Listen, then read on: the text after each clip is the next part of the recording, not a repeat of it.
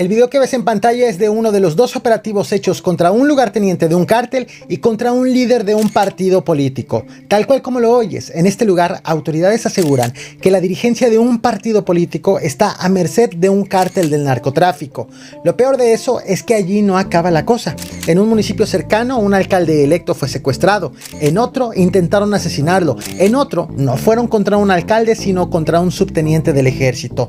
Todo esto ha ocurrido tan solo en la última semana en el estado de Chiapas, donde la delincuencia organizada ha rebasado abiertamente la línea divisoria entre la delincuencia y la política y el servicio público. O tal vez sea al revés, que los políticos y funcionarios sean quienes han incursionado abiertamente en la delincuencia organizada. Comienzo con este caso, ocurrió aquí en Tonalá, con este operativo sorpresa realizado por elementos federales en donde fue detenido un presunto lugarteniente del cártel de Sinaloa identificado como Rodolfo Marroquín, alias El Fresa. Aquí, el presunto líder delictivo fue detenido con otros 10 hombres. La intervención de las Fuerzas Armadas estuvo encabezada por el Ejército, sin embargo, no participó la Fiscalía General de la República. Los elementos federales hicieron cateos en varias viviendas, en una de las cuales fue detenida otra persona cuyo perfil sorprendió a muchos: Andrés Saúl Gómez López, líder del Partido Municipal Chiapas Unidos, junto con su esposa, María Edith López.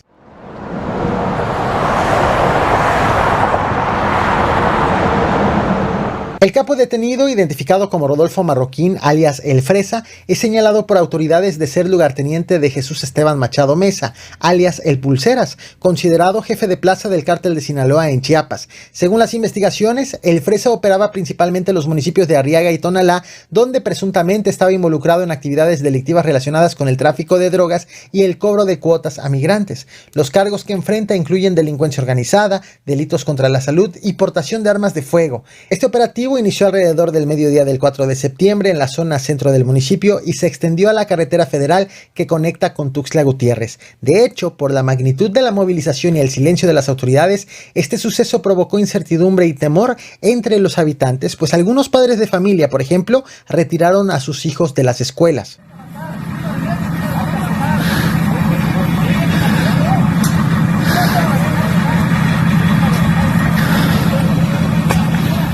De acuerdo con los primeros reportes, el operativo agarró durmiendo a algunos de los presuntos narcotraficantes y tras la detención fueron trasladados a las instalaciones de la Fiscalía General de la República en el municipio de Arriaga. En las horas posteriores, el edificio de la FGR estuvo fuertemente resguardado por soldados y por agentes de la Guardia Nacional para evitar cualquier intento de rescate por parte de miembros del cártel de Sinaloa.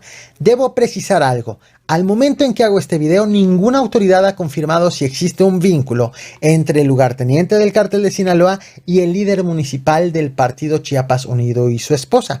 Pero lo cierto es que todos cayeron casi al mismo tiempo durante el inmenso operativo. En estos momentos, las autoridades continúan investigando posibles conexiones entre el líder político y el grupo criminal. Sin embargo, cuando se habla de varios cateos simultáneos, existe la posibilidad de que las Fuerzas Armadas hayan tenido como objetivo desmantelar toda una red de colaboradores vinculados con el narcotráfico. Un día antes, las alertas se encendieron en Tuxtla Gutiérrez, donde el alcalde electo de Frontera Comalapa, Roblero Castillo, fue secuestrado por un grupo de encapuchados. Según los primeros reportes policíacos, quien resultó ganador de la elección de alcalde fue sacado por la fuerza de una cafetería por hombres armados y con chalecos antibalas. No solo se llevaron al político, sino también se llevaron a su acompañante. De hecho, el mismo día de su secuestro, fueron reportados al menos otros 3 plagios en diferentes partes de Chiapas. En uno de los casos, la víctima fue encontrada sin vida en un vehículo abandonado en una plaza comercial. Sin embargo, el caso de Roblero Castillo, el candidato que ganó la elección con el Partido Verde, sí fue videograbado, ya que ocurrió a plena luz del día y frente a decenas de personas.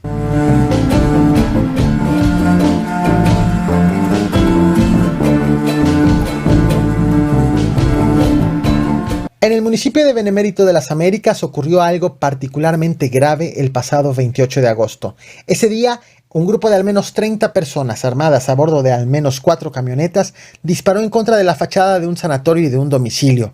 El ataque quedó impune, ninguna autoridad intervino y fue ligada esta agresión a la disputa entre grupos delictivos.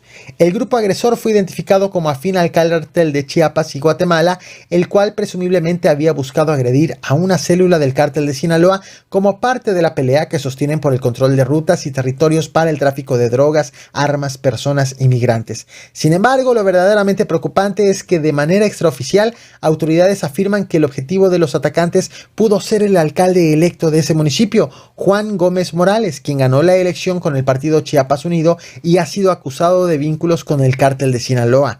De hecho, apenas en mayo de este año, el entonces candidato fue víctima de una emboscada de la cual pudo salir vivo. Sin embargo, allí fue asesinado su hijo de 15 años de edad y un regidor, además de que casi una veintena de personas de su equipo de campaña resultó herida.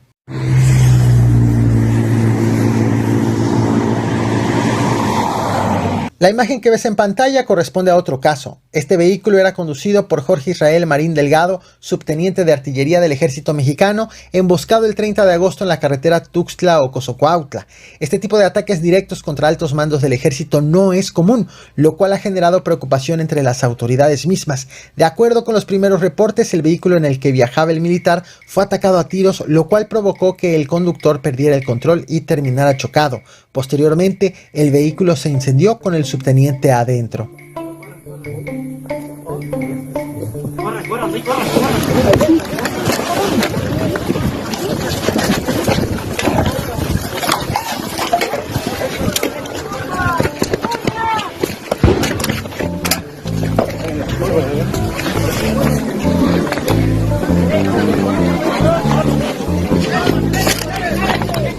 Por último caso, este no involucra a autoridades, pero no por ello es menos relevante. Lo que ves ahora ocurrió en Chicomucelo. Aquí, decenas de personas están corriendo de explosivos que les están siendo lanzados por la delincuencia organizada con drones. Todos están al pendiente del cielo para evitar que les caiga algún artefacto. Esto ocurrió en la última semana de agosto y los pobladores compartieron los videos para hacer notar la situación en la que viven, pues varios de ellos han decidido abandonar sus hogares por temor a más agresiones.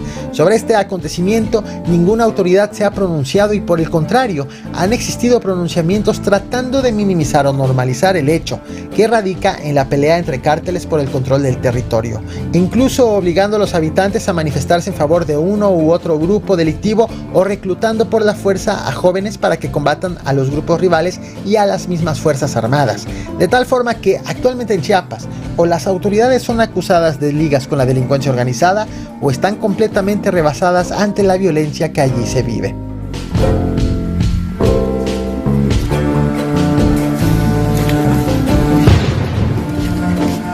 Sí.